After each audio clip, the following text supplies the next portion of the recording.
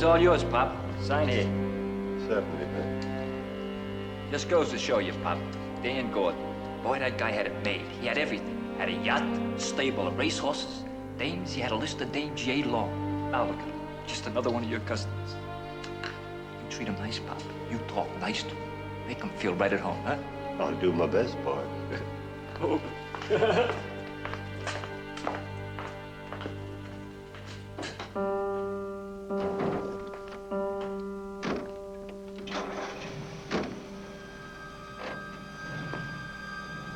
They think it's a joke, Mr. Gordon.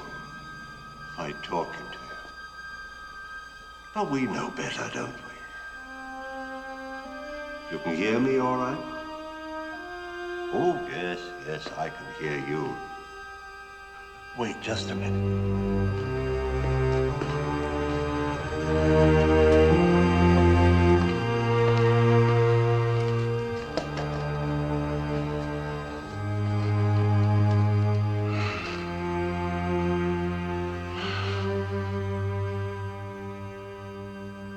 You had a big shock, Mr. Gordon.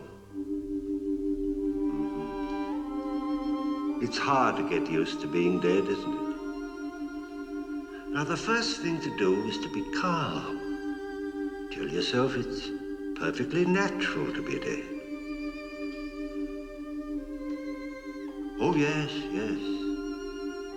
Later, you'll be going on someplace else.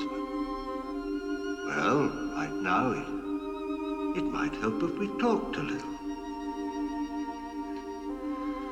All right? Tell me anything you want to. When you have things on your conscience, it sometimes helps to tell someone about them.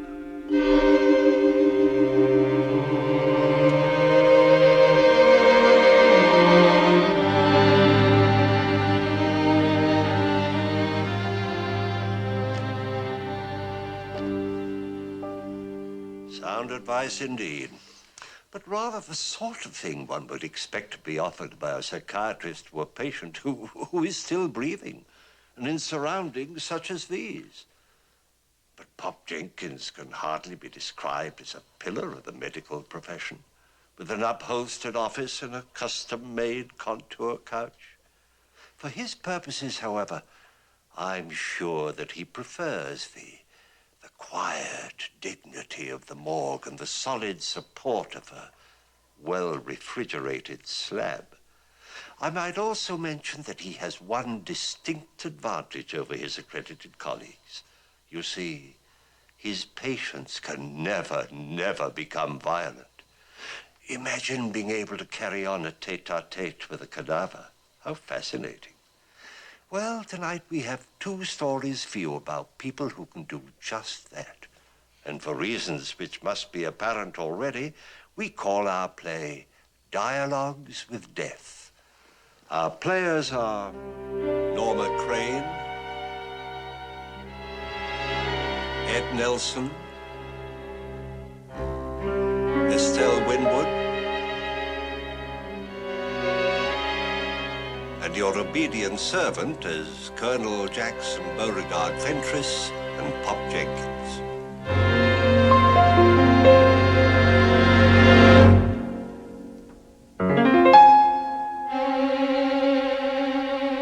Now settle back. Listen. Listen very carefully. You may find that you were one of the gifted ones.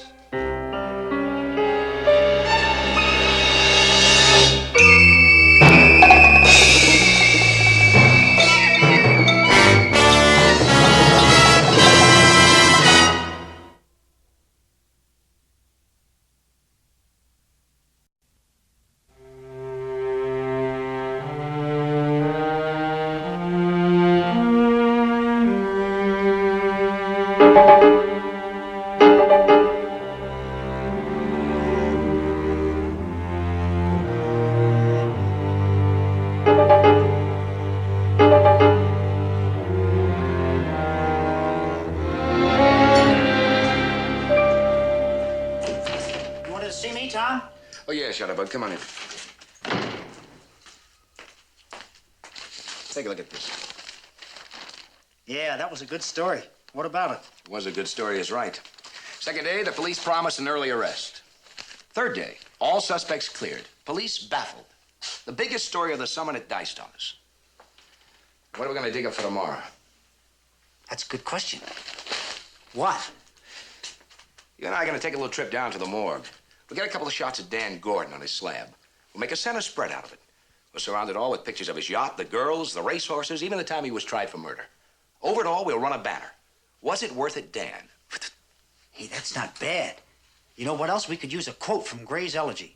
You know, the boast of heraldry, the pomp of power, all that beauty, all that wealth e'er gave, awaits like the inevitable hour, the paths of glory lead but to the grave. Yeah, that's good. Get your camera, come on.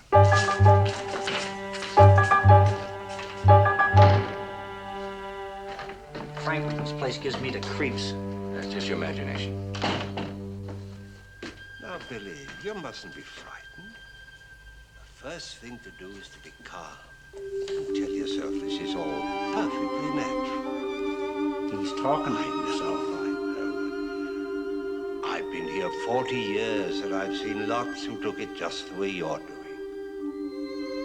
Yes, I do understand.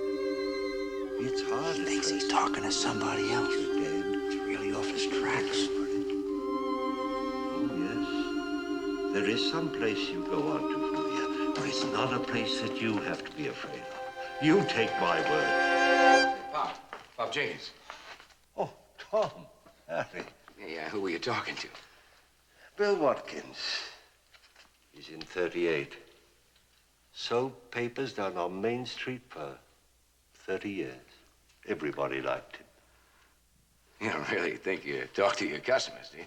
Oh, not to their bodies, I don't. I talk to them, the real them. Been on the job a long time, Pop. You need to change. I don't blame you for being skeptical. It's just because I have been here so long that puts me closer to them than most people. Well, what can I do for you? Oh, we're here to get a couple of shots of Danny Gordon in all his present glory. Oh. He's in 36. Do you mind if they take your picture, Mr. Gordon? It's all right. He doesn't mind. Oh, that's nice. All right, Harry, get a couple of good shots, will you? Sure. Just as long as you don't want any action pictures. Well, you talk to all your customers when they come in, Pop? Only if they feel like it. I never bother them if they'd rather not. I guess you had a nice long chat with Dan Gordon. Oh, yes. You know, being killed took him completely by surprise. Well, I bet it did. He had a lot on his mind. Made him feel better to tell me about it. I don't suppose he knew who killed him, though. Oh, yes, yes. You see, after you leave this plane, you know a lot of things that were secrets before. You mean that Dan Gordon told you who killed him? Why, yes. He said that... Oh. I shouldn't have said that. Okay, Tom, we can go now. Well, just a second, Harry. Who was it killed Dan Gordon, Pop? Please, Tom. I can't tell you. I'm not allowed to. Say, what is this? Well, Harry, Pop here had a nice long chat with Dan Gordon after he was killed. Isn't that right, Pop? Yes, that's true, but I can't. Oh, come off it, Tom. Let the old boy alone. Quit kidding him. And let's get out of here. This place gives me the creeps. Yeah, well, Harry, that's because you're not close to the customers the way Pop is here. Now, who was it that killed Dan Gordon, Pop? Please, Tom, don't ask me. I mustn't tell you. No one is supposed ever to know. Well, this thing is really just your imagination, isn't it? You don't really talk to anybody but yourself. Now, come on, admit it. That's not true. I did talk to Mr. Gordon. He said Professor McFarland out at the university shot him and... Oh! McFarland. McFarland, that name mean anything to you? McFarland at the university. John McFarland. I took a picture of him 2 years ago for winning a pistol shooting championship. He was a big Army hero of some kind. Oh, wait a minute, Tom. What are we talking about? Pop doesn't know anything. You know what, let me handle this.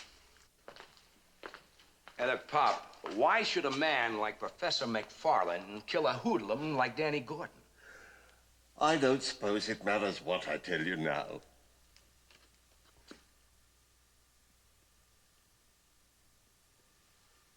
Mr. Gordon says it was because of the professor's sister. His sister? She was a singer. Mr. Gordon had a nightclub and he gave her a job. And he became attracted to her, and it's not very pleasant to talk about. I don't know what this is all about, but 3 months ago, there was a real cute blonde singing at the Club Gordon. She called herself Mac. Gloria Mac. Mac from McFarland. She lasted there 2 weeks. She just disappeared. It's very interesting. Pop, now that you told us this much, I don't suppose you could tell us where we could find the gun McFarland used. It's in the lower right-hand drawer of his desk at his home out at the university. But, Tom, Mr. Gordon says to tell you he doesn't blame the professor. And, Tom, you won't try to make any use of what I told you, will you? I know, Pop. I wouldn't dream of it. Harry, I think it's time we... Well, you take care of yourself, Pop. We'll see you down, eh?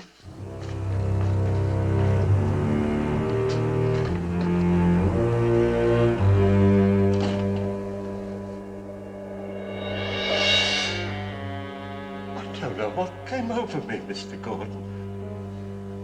I've never discussed what was told me with anyone before. I hope no harm will come of it.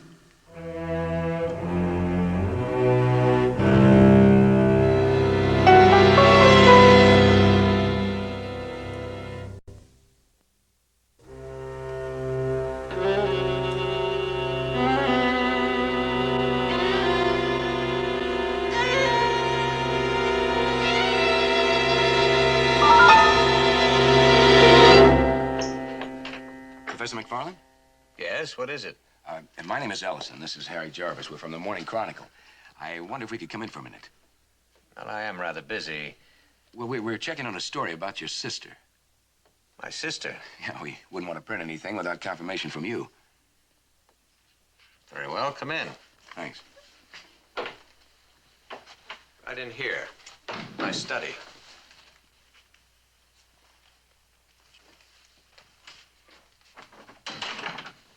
Sit down, please.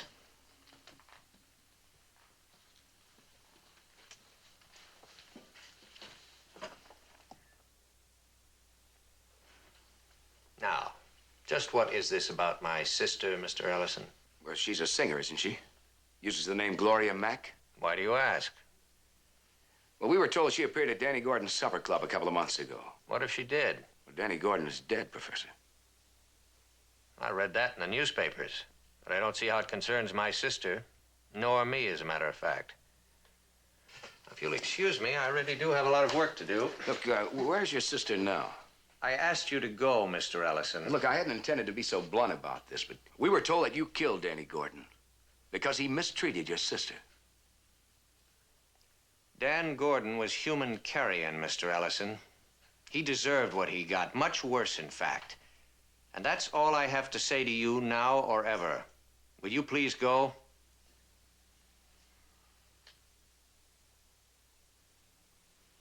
You mind, Professor? Give me that. Is this Gloria Mac? Give me that picture. Take it easy, Professor, I said, easy. give me that. Yes, sir, Professor, yes, sir. It's all right, Harry. I found something a lot more interesting. Right where we were told it would be. Now, that's my personal property. You put that back where you found it. Professor, I believe this is the gun that killed Danny Gordon. You give me that. I'm going to keep this gun even if I have to use it. If I'm wrong, you can sue the paper. Everybody does. I shall. First, I'm calling the police. Yeah, you do that. Hey, Tom, you think we... Come on, Harry. We got what we came for. Operator, give me the police. Ask for Captain Rogers. Give me my regards.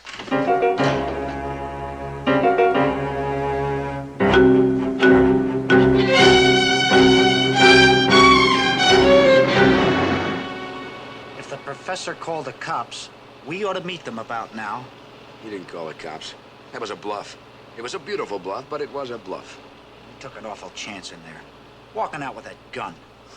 Not after you recognize the picture of his sister. Harry, we've got the gun that killed Gordon. This whole thing ties together. He has to be the killer. He's an expert shot. He has the motive, and he's smart enough to do it. It's true, I don't have any proof. Not until ballistics check the gun for us. But I tell you, I know. Somehow, I just know. Call it anything. Call it reporter's instinct. Harry, we're on the biggest story of our lives. Okay, maybe, but I don't like it. I don't like anything about this whole deal. What do you mean you don't like it? We've got Gordon's killer. I mean, there's something screwy. How did Pop Jenkins know about McFarlane in the first place? How did he know where that gun was? Answer that. Oh, don't give me that jazz about Gordon reviving and talking to him, because I won't buy it. All right. We'll go by the morgue on the way back. Have another little talk with Pop Jenkins. Okay. And this time, get some straight answers. Okay. No more hocus pocus about him talking to his customers. Tom, look out! That guy in the road!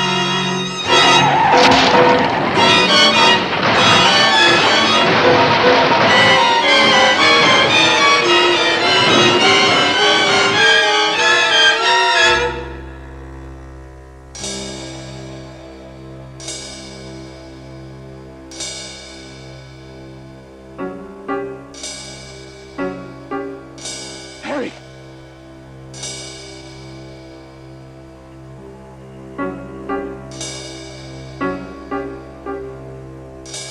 Hurry up! I can't get the door open. It's jammed. I'll get some help.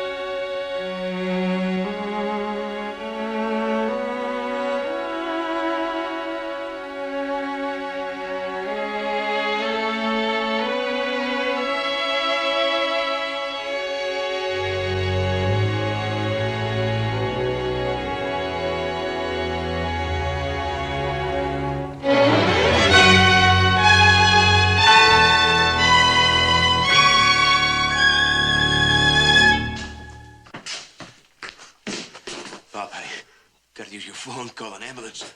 Harry's been hurt. We went off the road. It's all right, Tom. Sit down. What do you mean it's all right? I tell you, Harry's been hurt. I mean, the ambulance is already gone. A passing motorist saw the wreck. That's good. But the gun, it was where you said it'd be. Yes, I know it was. But how?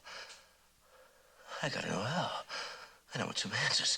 Some good answers. And no more hocus pocus about talking to those stiffs. Hey, Pop, we just brought in a few more customers. Excuse me, Tom. I'll answer all your questions in just a moment. Hey, what do you say, Pop? You coming, huh? Right away, Bert. Oh, there you are, Pop. We tucked them in nice and neat for you. Numbers 33 and 34. All you gotta do is sign the ticket. Uh-huh. You know, if this fog gets any worse, we might have a couple more for you before morning. Come on, Joe.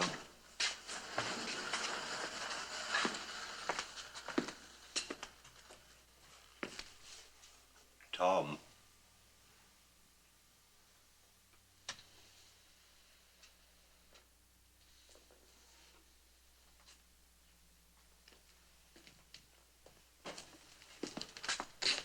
Oh, some answers.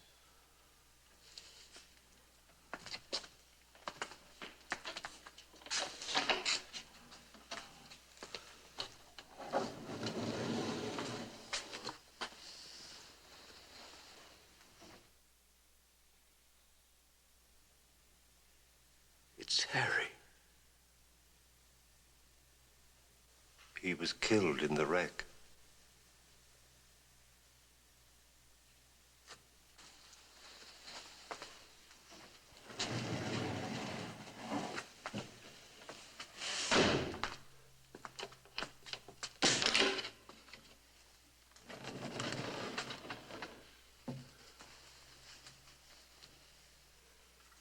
Tom.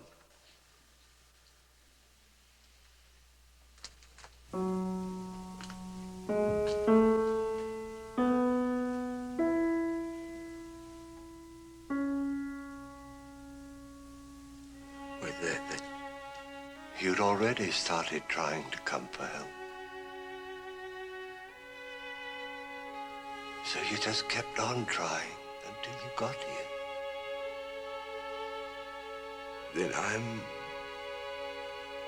sorry.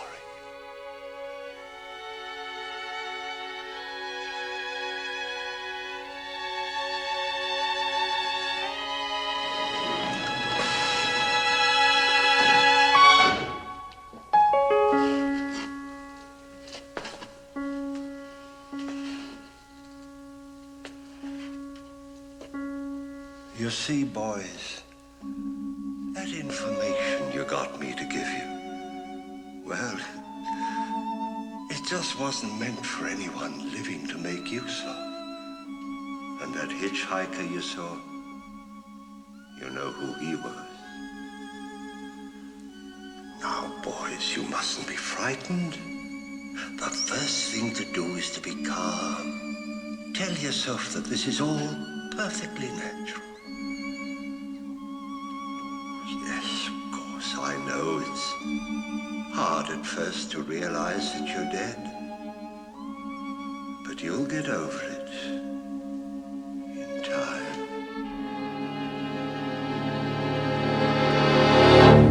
You get over it.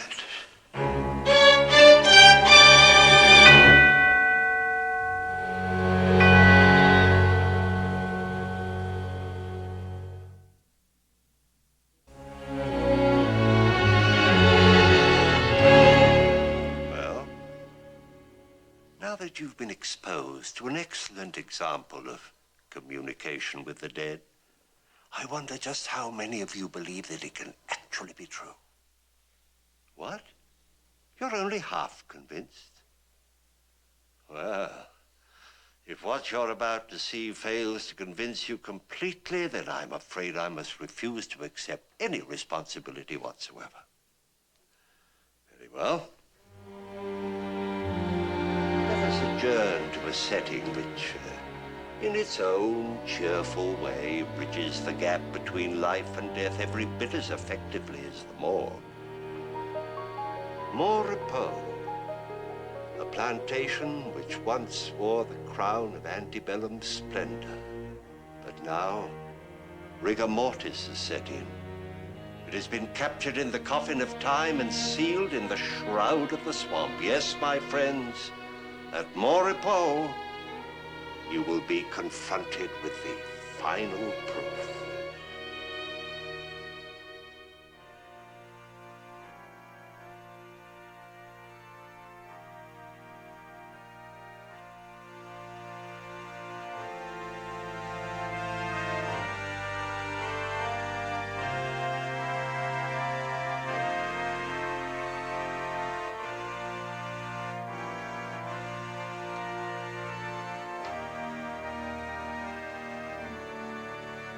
Colonel Jackson?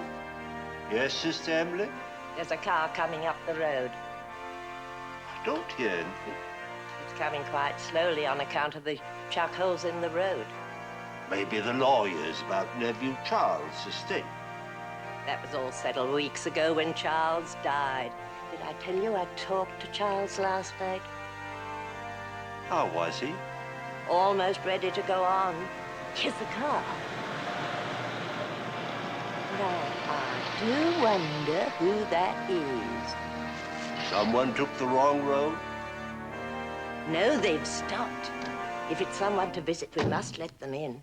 Well, of course, Sister Emily. I'll admit them.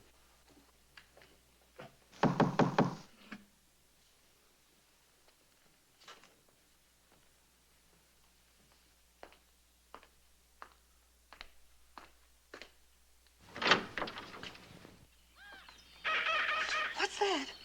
Just a swamp owl, ma'am. Quite harmless. Won't you all come in? We're going in, Nell.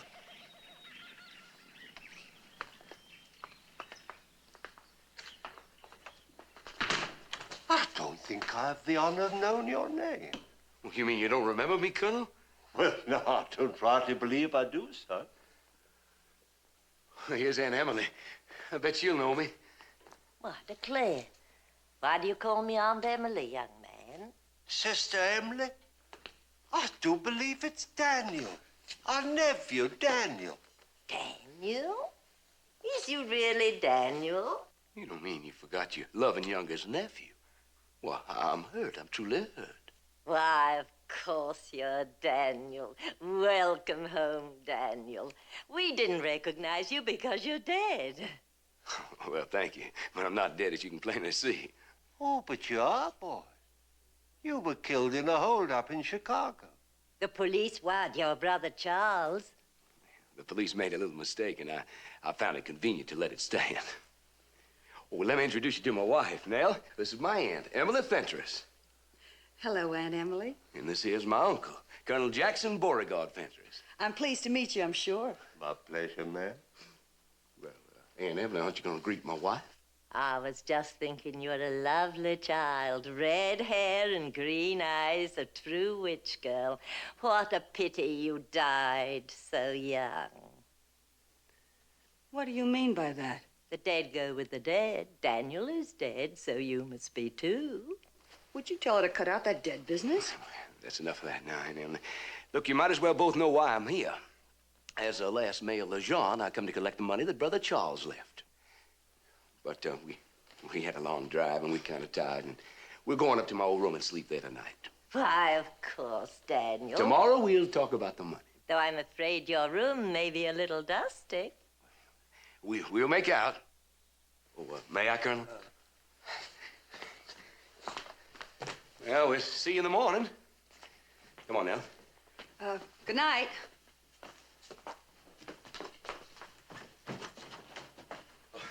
Sure is good to be home again.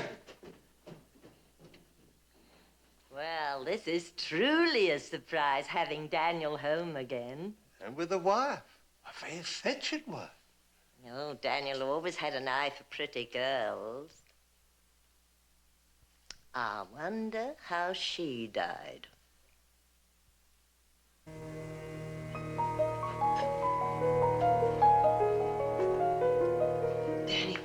Danny, let's get out of here. This place gives me the creeps. Yeah, I know that, honey. Come on, in here. This is my old room. Open the door.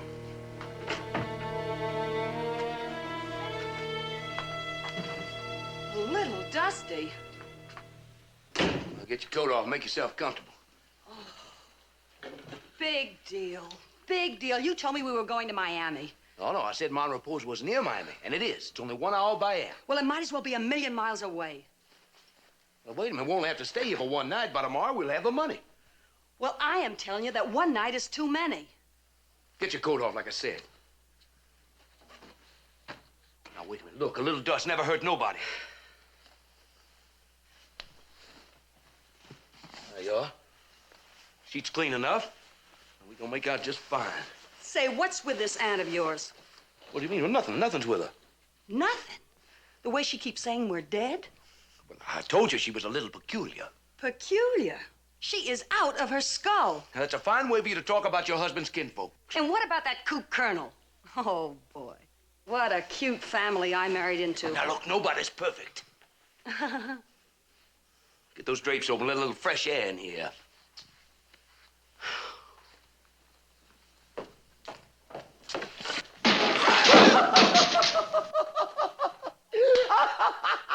Will you stop laughing and come over here and get me out of this thing? Come on. Very pretty, very pretty. We have got to get out of this flea bag. This whole southern mansion. You made it all sound so ritzy. Well, it was ritzy. It was ritzy once.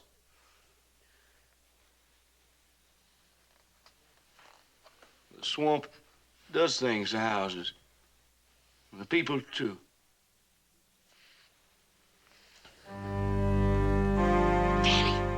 Danny, what's that? Oh, that's the Colonel making his music. Says that's the only way he gets his kicks anymore. Well, it sounds like a funeral. A cheap funeral. It does it there? Come on, it's time to hit the sack. Now, tomorrow, Or we'll go out on a treasure hunt. Danny, listen, Listen, you know the way you were talking this morning, that this would be a good hiding place for 3 weeks and the police wouldn't trace us here? Yeah. Well, no dice, honey. Tomorrow we get the money and we cut out. Right? Huh? All right. All right. Tomorrow we'll go. In 2 days we'll be in South America.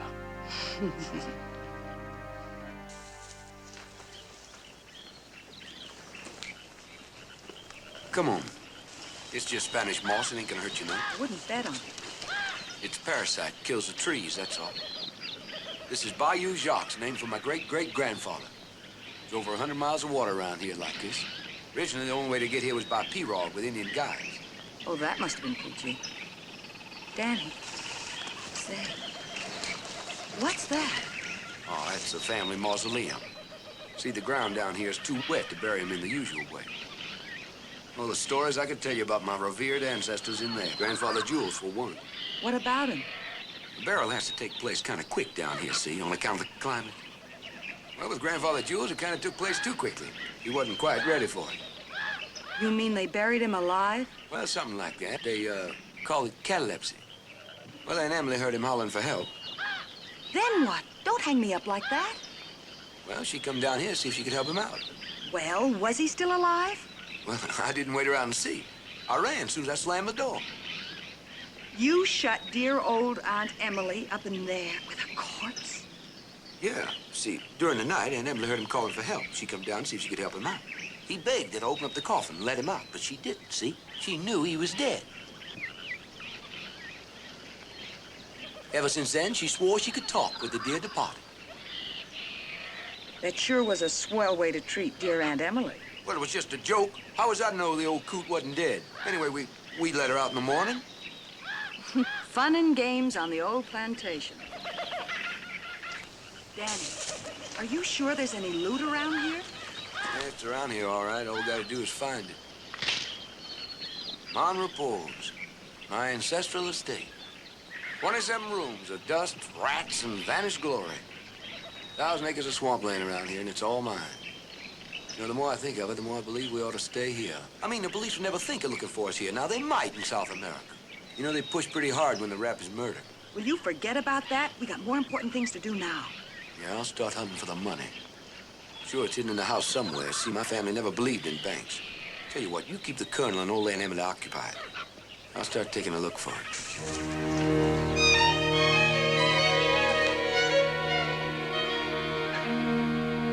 And this sword, ma'am, this is the very same sword that Jacques Lejeune used at the Battle of New Orleans, and then...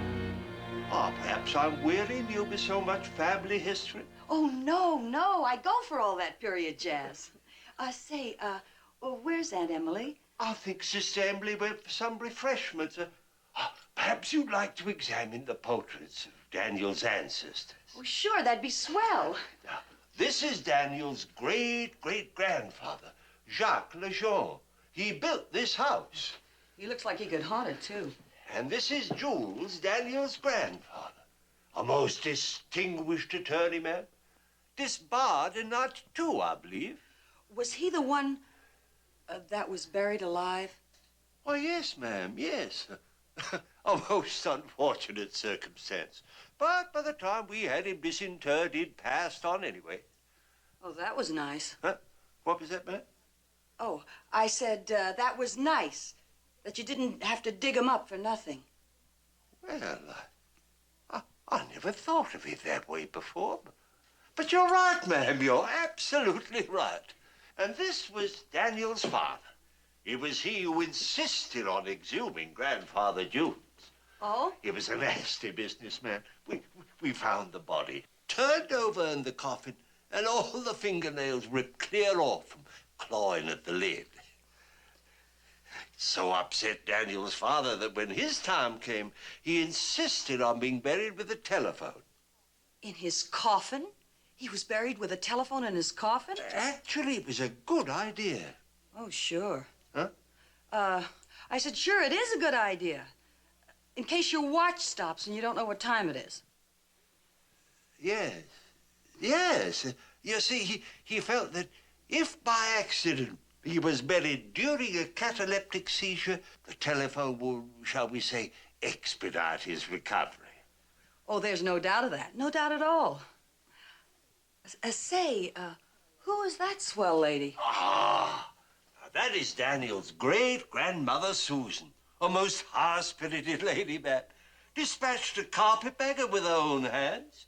Poisoned him with elderberry wine. How about a little wine, my dear? It's elderberry.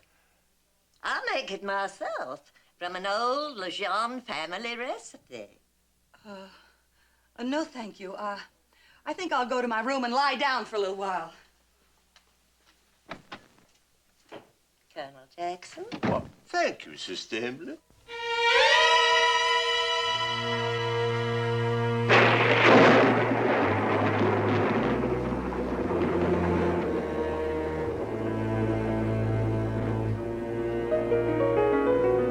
Colonel Jackson! Yes, Daniel? Where's that devil? I've been looking all over for him. I'm here, Daniel. You said you were looking for All me. over the house. Now, where you been? Outside the house. Outside where? I've been down saying goodbye to nephew Charles. Charles is dead. And buried where he was meant to be, in the lower vault where his ancestors are, where all the men of the Lousiana family have been buried. Except you. Yeah, well, I ain't ready to be buried yet. Now, look, I found this hidden up in Charles's room. Yes? Where's the key? You have no need of the key? Now, Aunt Emily, I want the key. I think we could give him the key, Sister Emily. Well, if you think so. Now, it's the little brass one. Thank you.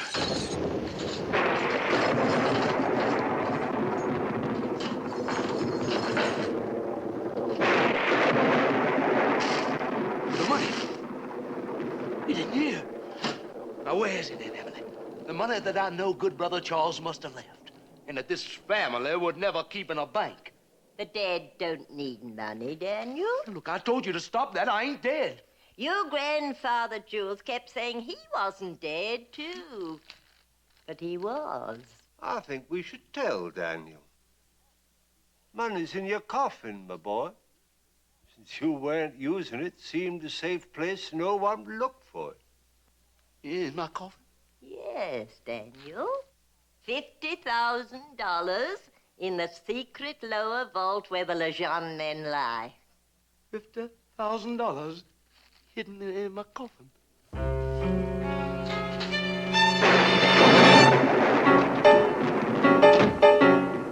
Sure smells like rain, Sister Emily.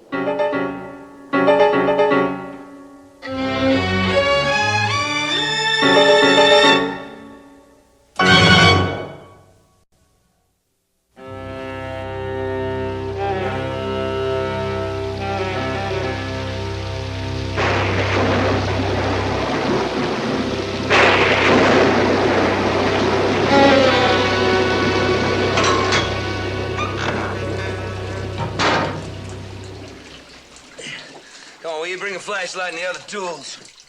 All right. Oh, Danny, there's water in there. Yeah, I don't think this is waterproof anymore. This is a secret hideout for my pirate ancestors. Since he was a practical man, he used it as a barrel vault. Would you cut the lecture? If there's any money in here, let's scrap and go. Yeah, all right. All right, come on.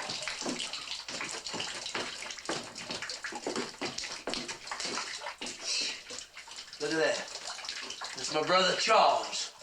The respectable Lousiana.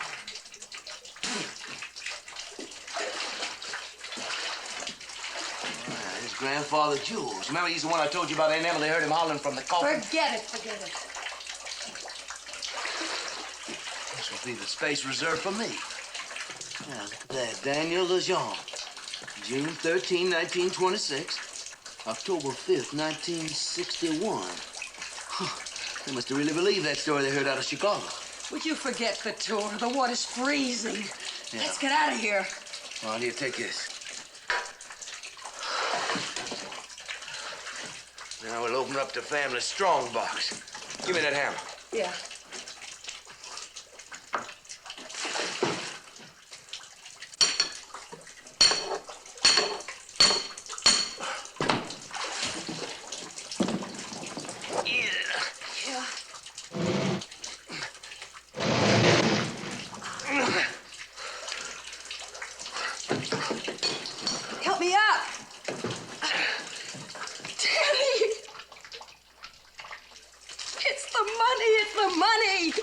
She was telling the truth.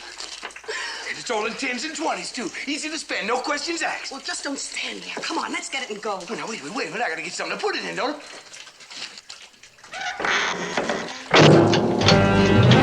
Shut the trap door.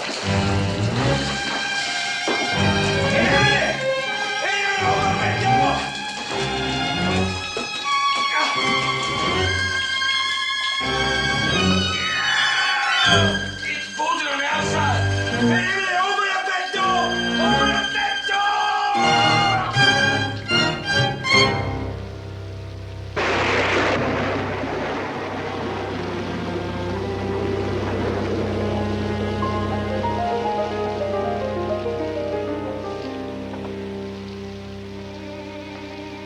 I think it's going to rain all night. Yes. I got myself a trifle wet. Oh, you surely did, Sister Emily. Now, why don't you go over and dry out by the fire? Then we can start our evening musical. All right, Colonel. I think that would be very nice. Very nice indeed.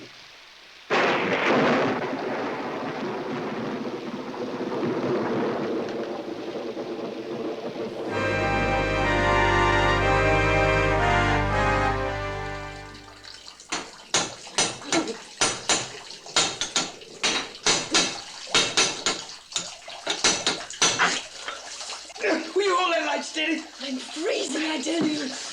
What do you think, I'm having fun? Danny, how much longer is it going to take? Look, the water's getting so deep. How should I know? This chisel's getting dull. What happened? The hammer broke. Where'd it go? Over there somewhere. Shine your light in the water. Danny. Danny, look. Look, it's rising so fast. Will you shut up? I got eyes, ain't I?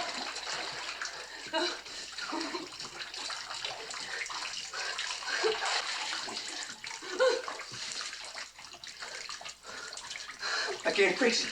It won't do it. I can't do anything with it. Danny, listen to me. We're not gonna get out of here. The water's just gonna rise, keep rising, and we're not gonna get out of here. I ain't even made a mark on that door. Look, Anna come back. She's just getting even with the time. I locked her up in here with Grandfather Jules, that's all. She'll come back, the crazy old goat. That goat is crazy like an old fox. Look, she'll come back. She's got to. But, Danny, what if she doesn't? What if she doesn't come back? Look, there's a way out of here. There's gonna be a way out of here. Danny, listen to me. I got it. What? Oh, no. What? No, it's too far out. No. What? Well, I was just thinking, you might use the telephone. The telephone? Yes. Well, you get to be the craziest hell I've ever thought of being. What are you talking about, a telephone? The telephone that was buried in your old man's coffin. What? Yes. Well, weren't you here? Weren't you here when they buried your old man? No, I was up at Statesville. Now, what is this about a telephone? You know, the colonel told me. You see, what happened to that Grandfather Jules shook up your father so much that he insisted on being buried with a telephone in his coffin. Oh. A telephone in Papa's coffin. All right. Oh. Come on. Oh.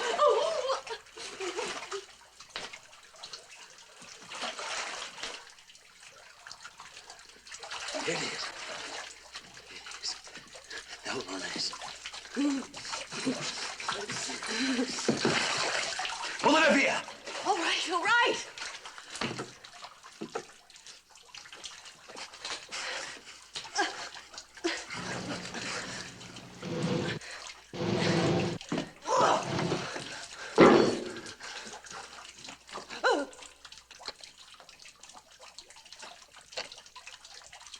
It's there, just like the colonel said it would.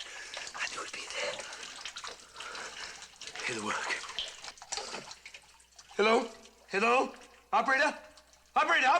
Is she answering? Will you shut up? I can't hear. Hello, operator. Now look, connect me with the sheriff. No, with the sheriff. Yeah, it's a matter of life and death. I said life and death. Yeah.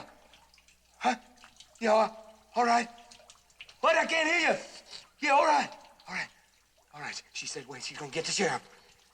Hello? Hello, Sheriff? Yeah. Hello, Sheriff. Now, wait a minute.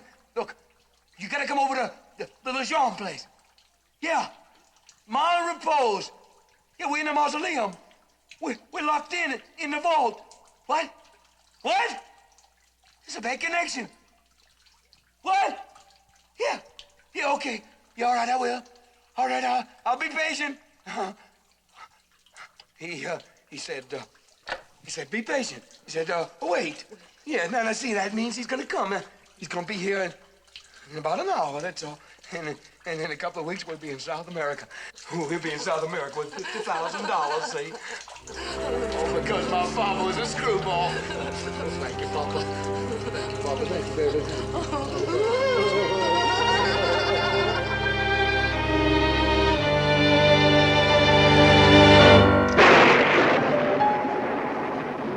Believe he recognized our voice. He thought you were the operator and I was the sheriff. He was so excited he wouldn't give me a chance to talk. I don't suppose he realizes the telephone only connected here with the house. Do you think I should try to call him back and tell him? No, I don't think we should. Daniel just isn't used to being dead yet. He won't accept the fact that he and the girl have to stay buried. If we let them think someone's coming, that'll make it easier for both of them. Then tomorrow, or the next day, they'll be much calmer. Then I can go down and we could have a nice little chat. I think we ought to go on with our music, don't you, Colonel?